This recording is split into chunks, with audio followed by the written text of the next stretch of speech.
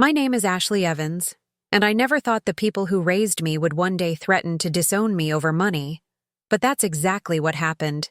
They said, "Give the $100,000 back, or never come home." And in that moment, something in me broke, and something stronger was born. If you've ever felt like you had to choose between your peace and your family, I think this will stay with you. So get comfortable, turn the volume up, and tell me where you're watching from in the comments. And if this story moves you, hit subscribe. You're not alone in this. The room was quiet, too quiet for a family dinner. My mother's china glistened under the chandelier like it always had, but that night, it felt cold, distant. My father sat at the head of the table, straight-backed, expression unreadable, hands folded over a linen napkin like he was conducting a business deal, not talking to his daughter, and I just sat there, clutching my wine glass with both hands like it might steady my heart, like it might somehow anchor me to a version of myself that hadn't just been asked to hand over $100,000 or never come home again. I stared at the candle flame flickering beside the butter dish. Nobody moved. Even my little brother Evan, who usually couldn't stay quiet for more than 3 minutes, looked away like he couldn't stand to meet my eyes. "You know what this is about, Ashley," Dad finally said. Calm. Too calm. The same tone he used when I totaled the car at 17. The one that sounded like disappointment dressed in a suit. I didn't answer. Couldn't. My throat tightened around the words I wanted to say. Something smart. Something cold. But all I managed was a whisper. "Why now?" Mom folded her napkin, slow and delicate like she always did, and set it on the table. "You've had your fun," she said. "Now it's time to do the right thing. Give the money back." Her voice didn't tremble. Mine did. "You gave it to me." "No," Dad said. "We trusted you with it." A pause. "Same thing, right?" That line didn't land the way I thought it would. It cracked something deeper. That's when Dad leaned forward. "You either wire the money back by Monday, or you don't bother coming back through that door again." He didn't yell. He didn't need to, because somehow, the quiet was louder than rage. And just like that, the girl who'd once been the golden child, the one who never missed a curfew, who worked 2 jobs through college, who sent birthday cards on time, was suddenly the problem, the liability, the disappointment. I looked at Mom. She didn't blink. I looked at Evan. He looked down. And somewhere in that silence, I realized I wasn't their daughter anymore. I was a transaction gone wrong. That's when I stood up. Carefully. No yelling. No drama. I just set the wine glass down and tucked my hair behind my ear the way I always did when I was trying not to cry. "I guess I already know my answer then," I said. And I turned and walked out. But here's the part they didn't know. I didn't just walk away with my pride. I walked out with something none of them saw coming. Something they never even thought to ask about. 3 weeks earlier, I was lying on my back in a field just outside of Nashville, staring up at the sky with a man I barely knew, and yet somehow trusted more than my own family. "Ever wonder," he asked, "how much of your life is actually yours?" I turned my head and squinted at him. "What do you mean?" "I mean..." He plucked a blade of grass and rolled it between his fingers. "How much of what you do is really you? And how much is what they told you to be?" That question hit harder than I expected. Because at that moment, I didn't have an answer. He was quiet after that. He didn't push. Just lay there beside me, breathing like he'd already made peace with the world, and I hated how much I envied that. His name was Miles. We'd met by accident, which, looking back, wasn't really an accident at all. He came into the bookstore one afternoon looking for a copy of The Untethered Soul. He left with 2 books, a lavender latte, and my phone number scribbled on a receipt. I hadn't meant to give it to him. I wasn't even sure I liked him at first. But there was something about the way he asked questions, like he wasn't looking for an answer, just a deeper layer of truth. And truth, Well, I hadn't felt a lot of that lately, especially not since the 100K conversation had started brewing in the background of my life. See, 6 months ago, my parents loaned me that money. Their words, not mine. It was supposed to be for starting my dream business, a little artisan cafe downtown, mixed with books, local music, and quiet reading nooks. A place that felt like me. But in reality, it was a leash. Every decision had to be approved, every choice questioned, every step guided until I couldn't tell if I was building my dream or theirs. Then came the suggestions. Hire this decorator, use this vendor, partner with your cousin, and then, out of nowhere, they changed the terms. It was never a gift, Dad said one night over the phone. You knew that. Except I didn't.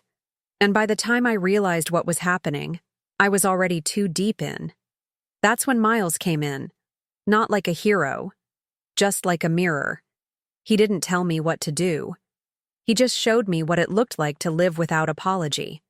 He talked about art, about freedom, about walking away from everything once, just to see what would chase you.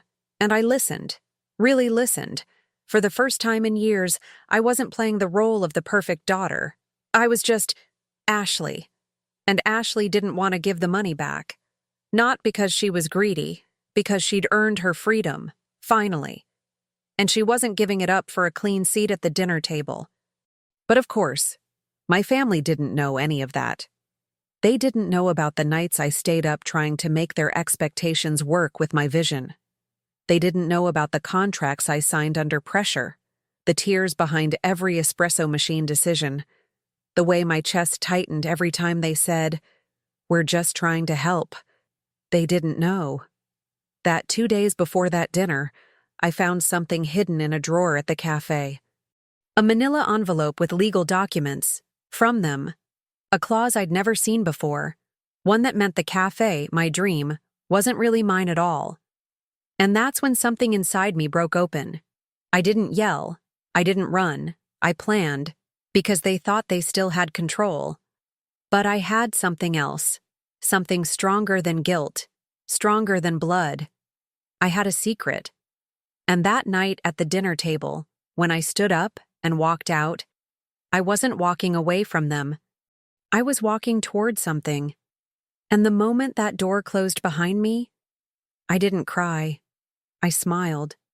Because what I was about to do next was going to change everything. Before everything unraveled, before the ultimatum and the secrets and the sting of being cast out, I really thought my life was finally lining up. I had a key to a door that led to a space with my name on it. Not figuratively, literally. A storefront downtown, tucked between a vintage dress shop and a florist that always smelled like honeysuckle in heaven. The first time I opened the door to that space, I cried. Just a little. Quietly. The floors were a mess. The windows were fogged with age. There was a raccoon-sized leak in the back ceiling, but to me, it was a cathedral. My cathedral. I called it Chapter 1. The cafe bookstore hybrid I'd dreamed about since I was 19 and working at that beat-up college cafe with sticky countertops and broken poetry nights. Chapter 1 would be different. It would be sunlight and second chances. A place where people sat down and breathed again. Where moms could sip lavender tea without hearing screaming kids. Where musicians played soft jazz instead of fighting noise complaints. Where strangers left a little less lonely. It wasn't just a business. It was my home in progress. A reflection of everything I hadn't been brave enough to claim before. And for a while, things were good. Really good. My parents, supportive. In their own way, Dad offered to handle the legal side. Mom picked out chairs from a friend's boutique in Franklin. They wrote the check with clean smiles and conditions too quiet to hear at first. At the time, I was grateful. Grateful enough to ignore the red flags waving like banners in the background. Dad was always charming. That's how he got investors back when he ran his construction firm. Southern gentleman, commanding voice, eyes like steel wrapped in velvet. People loved him. So did I. But growing up, Love always had a ledger. Dad helped you with your homework. You better win that math competition. Mom sewed your prom dress. She'll be the one picking your date. They paid for college. Then don't even think about majoring in art. Everything had a string. And I'd learned, early, how to make myself smaller to keep from tripping over them. Still, when they offered the $100K, I told myself it was different. That I was older now. Independent. That maybe, just maybe, they'd grown too. I remember sitting with them on the back porch of our house in Belle Meade, watching Dad pour sweet tea into mason jars like we were still in high school. "You've always had vision, Ash," he said. "But vision needs backing." I smiled. "And now you've got it," Mom added, brushing invisible lint off her blouse. "Let us help guide you through it, like we always have." That line stuck with me, like we always have. The early days of Chapter 1 were messy and beautiful. Paint on my elbows, late-night emails to vendors, Miles bringing lunch in brown paper bags with handwritten quotes on the napkins. My best friend Talia flew in from Chicago and helped set up the shelves. Even my little brother Evan, who normally kept his head down and nose clean, showed up to screw in light fixtures and offer sarcastic commentary. It felt like everyone was with me. Except, as the weeks passed, things started to shift. Subtly. At first, Dad started popping in. Unannounced.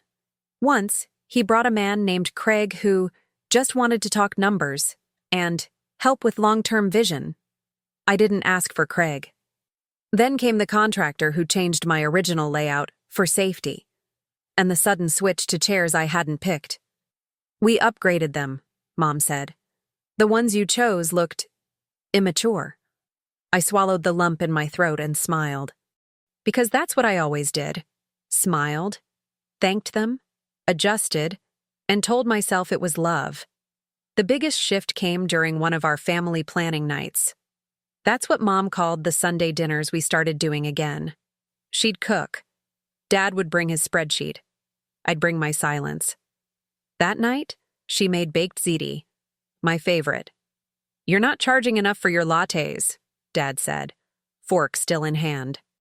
"Margins are too slim." "I want people to feel like they can come," I said. "It's not about making millions." "That's not business, Ashley," he said flatly. "That's a hobby." Mom nodded like they'd practiced that line. I remember glancing at Evan across the table. He winced, just barely, but he didn't say a word. I wanted to scream, but I didn't, because I still believed, stupidly, that if I just made it work, they'd eventually see me. Not the version they wanted, not the project, not the liability, just me. Then came the day the contract arrived. It wasn't even handed to me directly. It was slipped into a folder marked bills on the kitchen counter. I opened it on instinct. Inside was a breakdown of their loan. It listed terms I didn't recognize, terms I hadn't signed, clauses about ownership percentages, decision-making power, profit-sharing tiers. It wasn't a gift. It wasn't even a favor. It was a takeover, disguised as help. I called Talia in tears. "Why would they do this?" I asked. She was quiet for a moment. Then, "Ash, I think they own you." But the truth is, it wasn't just about the money or the contract. It was about the story I'd been telling myself since I was 5 years old. That if I played nice, if I followed the rules, if I proved I was good enough, they'd love me without condition. That story was dying. Fast. And yet, I still clung to it. Even as Miles asked me, again and again, "Why do you keep letting them rewrite your script?" Even as I stood in my own shop feeling like a guest. Even as Mom announced, loudly, that she'd scheduled a soft launch brunch with the country club ladies. Without asking me, "I thought you'd be grateful," she said. "You're not exactly experienced in PR." She smiled. The same tight smile she gave when I was 12, and she rewrote my student council speech because you don't really understand what people want. But the thing is, I did. I do. People want honesty. warmth, a place to belong. And that's what Chapter 1 was supposed to be. A place where people didn't have to pretend, where I didn't have to pretend. But now it felt like every corner of it had been co-signed by someone else's ego. I began staying later, working nights, avoiding the calls, dodging the dinners. And when I was there, at their house, I stopped speaking. I let them talk, let them plan, let them shape a story I no longer believed in, because deep down, I knew. I was building something real, and they were building a cage. The last Sunday dinner before everything fell apart, I remember standing in the hallway listening to them talk before I walked in. "She's not handling it well," Mom said. "She'll adjust," Dad replied. "She always does." That line shattered something I didn't even know was still whole. She always does. As if bending had become my brand, as if breaking myself to make others comfortable was just part of my charm. That was the night I decided I wouldn't adjust again. Not this time. What they didn't know, what nobody knew yet, was that I had already started making moves. Quiet ones. Small ones. I had opened a separate business account. Started documenting everything. Had conversations with lawyers. Because maybe, for the first time in my life, I was ready to do more than just survive them. I was ready to stand up, even if it meant standing alone, and I had one card left to play. They didn't know about it, but they were about to. Because the world I had worked so hard to build, the one they tried to claim, wasn't just brick and mortar. It was mine. And I was about to prove it. It started with a phone call I wasn't supposed to hear. I had stopped by the house on a Tuesday afternoon. Something I never did anymore. I'd forgotten a folder with supplier invoices. It was buried in the desk drawer of Dad's old home office, the one I used back when I still believed we were all building something together. I didn't call ahead, just parked, walked in through the side entrance, and headed straight for the study. And then, I heard my name. "She doesn't even realize she's been locked out of the final ownership filings," Dad was saying. His voice was low but steady. I froze mid-step. On speakerphone, I could hear another voice. Craig, the same guy Dad brought around to help. The one who always smiled like he was calculating your net worth. "She signed the revisions?" Craig asked. "Last month," Dad replied. "Slipped it into her vendor packet. She doesn't know she agreed to a 30% stake only. We kept 70% in family hands." My throat tightened. My heart pounded in my ears. "She'll flip when she finds out." There was a pause. Then Dad said, with a little chuckle, "She'll get over it. She always does." That sentence, "She always does." It felt like someone had cracked my ribs from the inside. I backed away from the door like it might burn me, my fingers shaking, my knees suddenly unsteady beneath me. I didn't wait for the rest of the conversation. I turned, walked out the same way I came in, and got in my car with that folder still sitting in their drawer. That night, I sat on the floor of the cafe, lights off, music off, just me, surrounded by a place I thought I'd built with love. I kept repeating those words in my head. Locked out of ownership, 30% stake. She'll get over it. I didn't cry at first. I didn't even breathe. Really. I just sat there like a statue wearing skin, wondering how many other conversations had happened behind my back. How many times I'd been managed, rewritten, and the worst part? I'd let them. I thanked them. I hugged them. I called it family. The next morning, I didn't open the cafe. I didn't answer my phone. I didn't text back Talia or Miles or even Evan. I laid in bed with the covers pulled up to my chin like I was 10 years old again and hiding from monsters. Except this time, the monsters weren't under the bed. They were wearing my last name. Shame settled into my chest like wet cement. Heavy, cold, unforgiving. How could I have missed it? How could I have been so naive? I spiraled for days, didn't shower, didn't eat. Barely moved, just stared at the ceiling like it might offer answers or absolution. There were moments, dark ones, when I wondered if maybe they were right. Maybe I wasn't ready. Maybe I needed them. That's what they wanted, right? To break me down gently enough that I'd crawl back and say thank you for the leash. By day 4, the grief turned into something else. Not clarity, not yet, but rage. Quiet, trembling rage. The kind that simmers in your stomach and makes your fingers curl without realizing it. I started replaying everything. Every lunch where they told me what to do. Every suggestion disguised as an order. Every smile that came with a condition. They didn't love me. They loved control. They didn't want a daughter with a dream. They wanted an investment they could steer. And I had been collateral.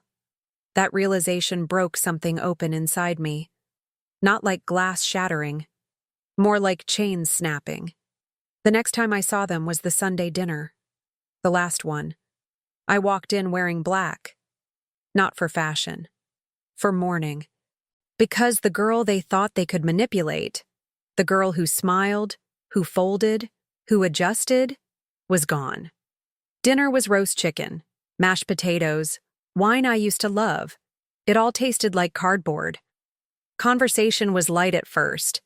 Mom mentioned a fundraiser at the country club. Dad asked about foot traffic downtown. Evan said nothing. Then Dad folded his napkin slowly, placed it on his plate, and said, "Let's not dance around it." I knew what was coming. "I've given you time," he continued. "But we need to talk about repayment. The documents were clear." I tilted my head. "You mean the ones I never read because they were buried in a vendor packet?" His eyes narrowed. "We've always been transparent." I laughed, a single breath that felt like acid in my throat. "Transparent like the call you had with Craig?" Everything went still, like someone had hit mute on the entire evening. "You were spying," Mom snapped. "No," I said. "I was present, in a house I grew up in, and I heard the truth." She looked away. Dad didn't. "I did what was necessary to protect the business," he said. "No," I said. "You did what was necessary to control me." That's when it happened. The ultimatum. "The money was never a gift," Dad said. "We trusted you with it, and you betrayed that trust. A beat. If you can't return it, Ashley, then maybe this isn't your home anymore." The words dropped like stones. Not shouted, not debated, just stated. And everyone watched me like it was my move. I could have begged. I could have cried. I could have tried one last time to make them see me. Instead, I stood up, walked out, and something inside me, something ancient and angry in mine, rose like a wave. They wanted me to break. Good. Because broken things get rebuilt. And this time, it would be on my terms. For the next 3 days, I moved in silence. I met with a lawyer Talia recommended. She took one look at the buried clause and said, "This could be challenged." I pulled every receipt, every text, every voice memo, every suggestion that now looked like evidence.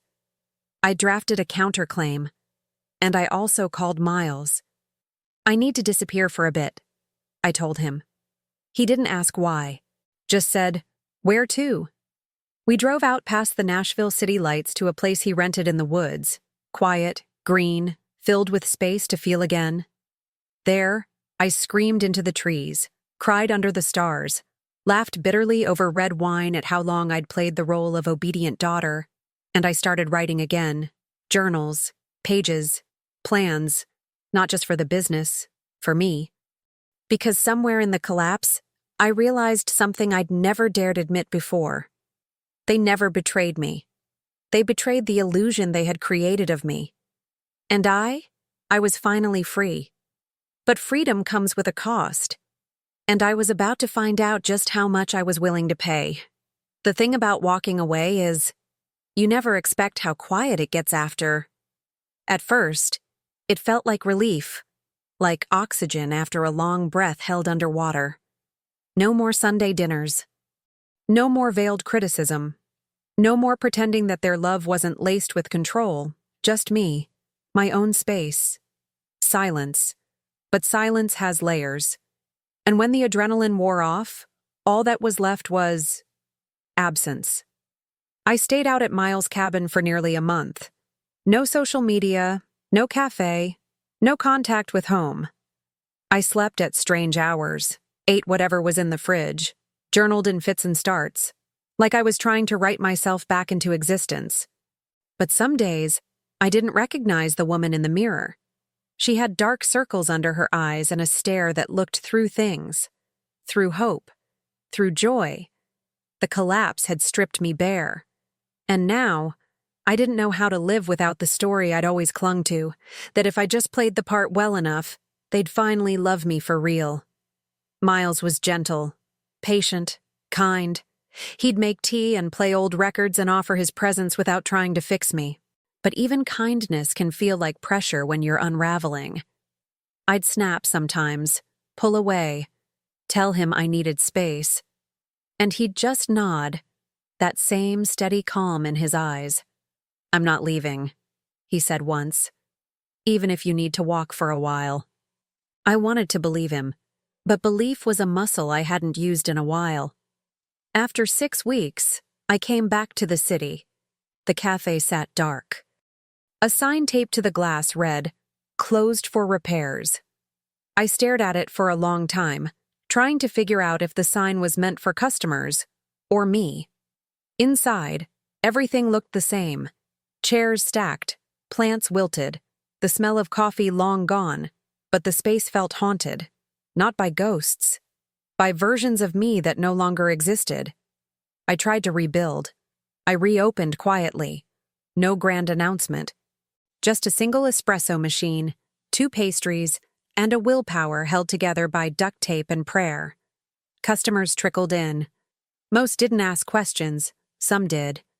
I lied, gently. Just took a break, needed some time.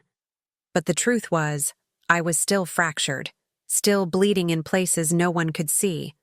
And then, I made a mistake. I saw an email from my dad. Subject line, "Let's talk like adults."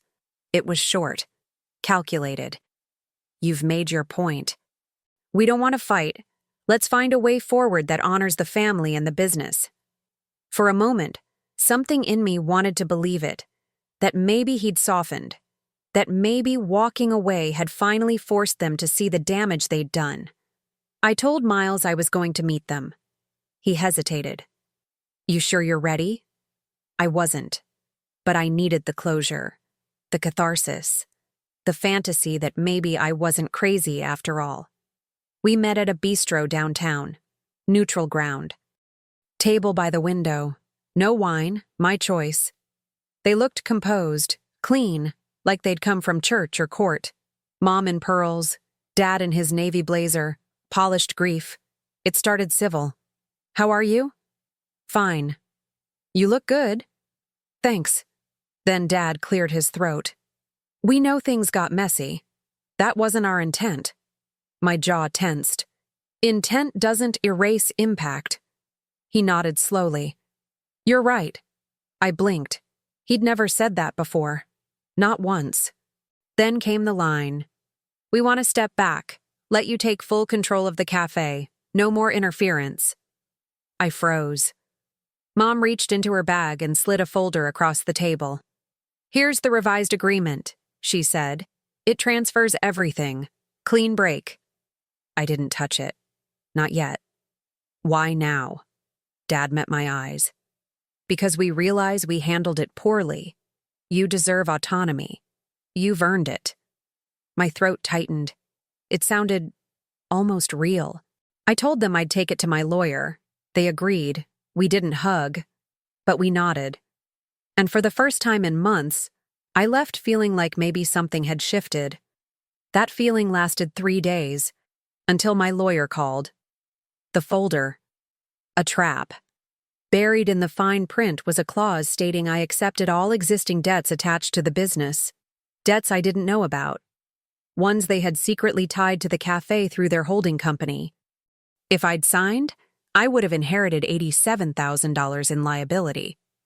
My hands shook as she explained it. They almost set you up to sink, Ash. You can't go back. The humiliation was worse than before, because this time, I'd let myself hope. That night, I broke. Utterly. I trashed the apartment, screamed into towels, collapsed in the shower until the water ran cold and my skin shriveled. I didn't want to rebuild anymore. Didn't want to prove anything. I wanted to disappear. The next morning, I called Talia. I think I need help, I said. She flew in that weekend, walked into the apartment like a hurricane of tough love and soft blankets. You're not crazy, she said. You're just finally seeing them clearly. We talked for hours. About patterns. About the way love can look like loyalty but feel like chains. About the difference between healing and hustling for approval. And for the first time, I heard my own story without shame. She also brought me a gift, a card for a therapist named Jean, black woman, late 40s, trauma-informed. Changed my life, Talia said. Let her change yours. I was hesitant, but I went. And in Jean's office, surrounded by plants and incense and zero judgment, I finally exhaled. I don't know who I am without them, I admitted. She smiled gently. Then let's find out. Therapy wasn't magic. It was slow, messy, full of silences I didn't know how to fill. But week by week, I started peeling back the layers. The little girl who believed love had to be earned. The teenager who mistook obedience for connection. The adult who equated sacrifice with safety. And through it all, Jean kept asking, what would it look like to choose yourself? Not just once. Every day. Meanwhile, the cafe changed. It wasn't booming, but it was honest. I renamed the brunch menu, repainted the walls, took down every decision I hadn't made myself. Miles helped build a new reading nook. Talia redesigned the logo. Even Evan came by once, silent but present. We didn't talk about Mom and Dad. But when he hugged me goodbye, he whispered, I'm proud of you. I didn't know how much I needed that, but I still had one last thing to do. A final cut. The dream I had once built for them, their version of my future, it had to go. I canceled the expansion plans, tore up the investor packet Dad had drafted, said no to the business seminar Mom signed me up for, and I blocked both of them, emails, phones, socials, not out of spite, out of peace. Because you can't heal in a room that's still gaslighting you. So I let go of the dream they handed me, of the girl who wanted their approval, of the idea that family was supposed to feel like sacrifice, and in the space they left behind. I finally heard my own voice. Healing didn't feel like fireworks. It felt like waking up one morning and realizing I didn't dread the day ahead. Like pouring coffee in silence and noticing I wasn't shaking anymore. Like hearing my name spoken in my own voice, unapologetic, steady. It took time, therapy, tears, walking away from everything that used to define me. But eventually, I stopped asking, what do they want me to be? And started asking, what do I want to build? I changed the name of the cafe. Chapter 1 had been their idea. Pretty, symbolic, safe, but it was too clean, too curated. The new name, Ash and Ember. Because that's what I'd become, someone who burned down the old and chose to rise from the ashes, glowing. People noticed. Regulars returned. New faces found comfort in the warmth I was finally brave enough to pour into the space. We added an open mic night on Thursdays, poetry, music, storytelling. No judgment, no expectations, just truth. Served with espresso and soft lighting. One night, a girl no older than 20 stood on the little corner stage with her hands trembling. She read a piece about emotional abuse from her father. Her voice cracked. She cried halfway through. But no one moved. No one looked away. When she finished, the room was quiet. Then someone clapped. Then everyone did. And she looked up at me from the stage and mouthed, "Thank you." I went into the back and wept, because that's when I knew. I hadn't just rebuilt a business. I'd built a sanctuary. Not just for them. For me. Miles was still in my life. He didn't save me. He walked with me. And that made all the difference. There were days we didn't even talk much. Just sat side by side reading, or walking down 12 South with iced lattes and slow smiles. He didn't push. He didn't rescue. He witnessed. One night, I made dinner, my mom's lasagna recipe, remade with vegan cheese and my own spice blend. Miles took a bite and said, "It tastes like freedom." I laughed, harder than I'd laughed in months. That was the night I let him kiss me. Soft, slow, like the opening of a locked door I didn't even know still had a key. I developed new habits, not flashy ones. Quiet, powerful ones. Morning walks before the city woke up. Daily journaling. Sometimes just one sentence, but always honest. Saying no without apology. Setting boundaries that didn't need explanations. I even made a vision wall in my living room. Not a board. A wall. Photos, quotes, receipts from good days. A sticky note that said, "You are not broken. You're just becoming." Talia added a Polaroid of us dancing barefoot in the cafe after hours. Evan eventually gave me an old photo of us as kids, me holding his hand at the zoo. "I kept this," he said, "because you always made me feel safe." It took everything in me not to cry on the spot. Business at Ash and Ember picked up slowly. Nothing viral, nothing overnight. Just honest connection. A write-up in a local magazine. A coffee blogger who called it the most soulful place in Nashville. A feature on a podcast about healing spaces. One customer left a note that read, "This place feels like what my childhood should have been." That was enough. More than enough. One afternoon, I was restocking shelves when a lawyer walked in. Not mine, not Craig, but someone new. He asked for me by name. I walked to the counter, heart steady. He handed me an envelope. "Mr. Evans has filed a motion," he said, "regarding the business dispute." It hit like a cold splash of water, but I didn't flinch. Not this time. I nodded, took the papers, said, "Thank you," and smiled, because they were still trying to play chess. While I'd already switched games, I called Jean, my therapist, later that day. "I thought I was done with this," I said. "You are," she replied. "But healing doesn't erase old players. It just rewrites the role you let them have." She paused. "You're not the same woman they tried to control." She was right. I wasn't afraid anymore. Just ready. Later that night, I sat on the cafe's rooftop with Miles, the lights of Nashville glittering like tiny witnesses. "They're coming for the cafe," I said. He raised an eyebrow. "Again. Legally this time. Do you want to fight?" I thought about that. "No," I said. "I want to finish." He nodded. And for the first time in a long time, I felt power in my bones. Not revenge. Resolution. That weekend, I stood in front of a mirror in my favorite black jumpsuit. No makeup, no armor, just me. A woman who had lost everything, and somehow found herself in the wreckage. The reflection stared back like she'd been waiting the whole time. Whole, wiser, unshakable. I took one final look at the letter from my father's attorney. Buried in legal jargon was the same old song. "Give back what you built. Apologize for your freedom. Return to the leash." I folded it neatly, lit a candle, and held the flame under the edge of the paper. It caught slowly, burned steady, and turned to ash. I didn't need to send a response.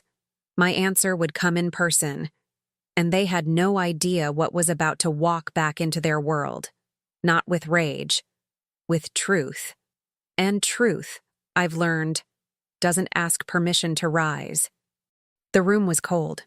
Not physically, just sterile. Minimalist walls, glass table, a pitcher of water that no one touched. Downtown law office, conference room 4B. I sat on one side of the table, hands folded, breath calm. My lawyer, Meredith, sat beside me. Smart. Cool. Wore black on purpose. Across from me, my father. And beside him, empty chair. Mom didn't come. Of course she didn't. She never wanted to be there when the mask cracked. He looked older than I remembered. Not weak, just worn. Like someone who was starting to realize that the story he wrote was missing a main character.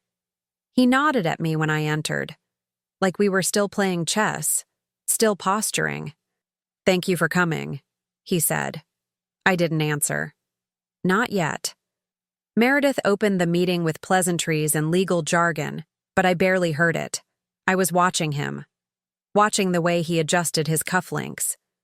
The way he tapped one finger against the table every few seconds, like a metronome of control. He still thought this was his board.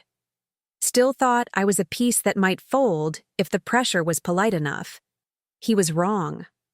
"We're here to resolve outstanding ownership issues," Meredith said. "Ms. Evans is prepared to make a final offer. It includes dissolution of shared claims, repayment of valid expenses, and full legal transfer of ownership." My father raised an eyebrow. "You're offering to buy us out." "I'm offering to free myself," I said. That was the first time I spoke. My voice didn't shake. He leaned back in his chair, studied me. "You know this business wouldn't exist without us." I met his eyes. "Exactly." He didn't blink. The silence that followed wasn't awkward. It was charged, like the stillness right before a storm breaks. He folded his hands. "You've always been emotional, Ashley." I smiled. "No. I've always been aware. You just taught me to hide it." He tried another angle. "This place, Ash and Ember, it's personal to you. That makes it vulnerable. You think you're winning by cutting us off, but you're not thinking like an owner. You're thinking like a child." I didn't respond, just reached into my folder and slid over the paperwork. A clean offer, fair, generous, even. Enough to say, "I'm not here to destroy you, but I'm not yours anymore." He didn't even look at the number. He just stared at me. "This is pride talking," he said. "This isn't strength." I leaned forward slightly, meeting him in that space of tension. "No," I said. "This is strength. You've just never seen it before, because every time I showed even a sliver of it, you called it disobedience." That landed. I saw it. In the shift of his jaw, in the sudden pause of his finger tapping. For once, he didn't have a comeback. He cleared his throat, tried to recenter. "You could have had it all, Ashley. Security, legacy. You threw it away because your ego got bruised." I studied him for a long moment. And then, calmly, softly, like I was handing him a mirror, I said, "No. I threw you away because you don't know how to love something without owning it." Silence. Thick. His eyes darted away. Even Meredith stopped typing. That was the line that broke him. Not because it was loud. Not because it was cruel. Because it was true.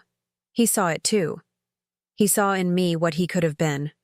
Someone who chose presence over performance, freedom over control, connection over currency.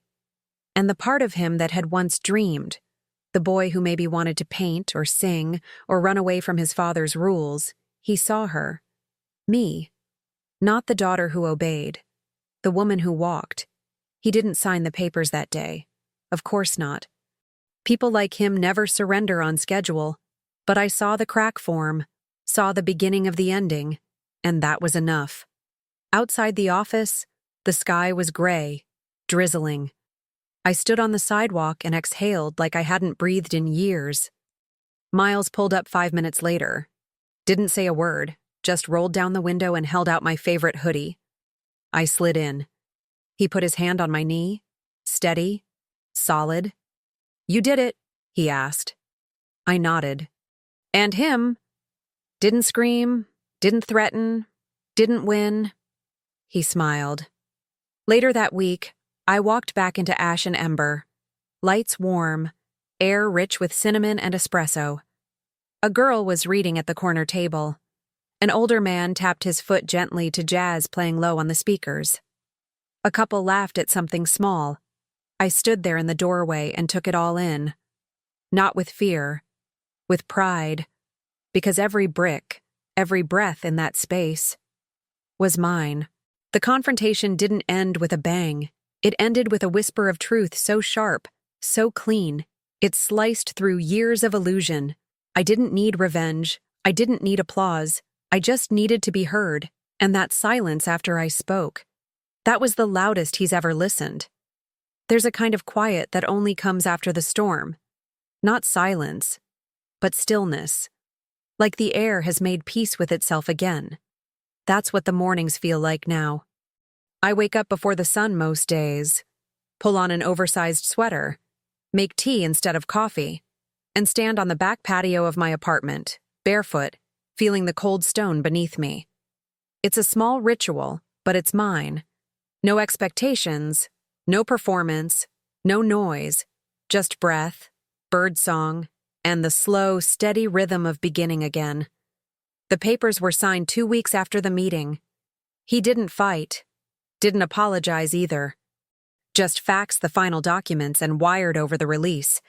No note, no message, just his name on a dotted line and the weight of our past folded neatly into closure. I didn't cry, didn't celebrate, I just exhaled. And in that breath, I finally felt the cord snap. Not in anger, in peace. There's a letter I wrote but never sent. It sits in my drawer, creased and coffee-stained. Dear Dad, you built so many things in your life, but you never learned how to hold something without trying to own it. Still, I hope you find something you don't have to control to love. I do. Every day, Ashley Ash and Ember is thriving. Not in a millionaire, influencer, Fortune 500 way, but in the way that matters. The windows glow by 7 a.m. Locals know they can linger. Mothers breastfeed at corner tables without judgment. Musicians play unplugged sets with their eyes closed and their hearts open. There's a shelf in the back labeled Letters Never Sent. People leave their regrets there. No names, no shame. Just pages folded in half, tucked between poetry books and journals. Every now and then, I read one. Not out of nosiness, out of reverence. Because I know what it means to carry a story that never got heard.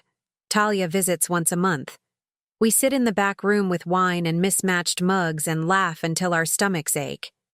She always brings a new book and leaves it accidentally on the shelf like a blessing. "You're a damn lighthouse, Ash," she told me once. "Don't ever dim." I haven't. Miles still makes me tea, still walks beside me, not in front. We're not rushing anything.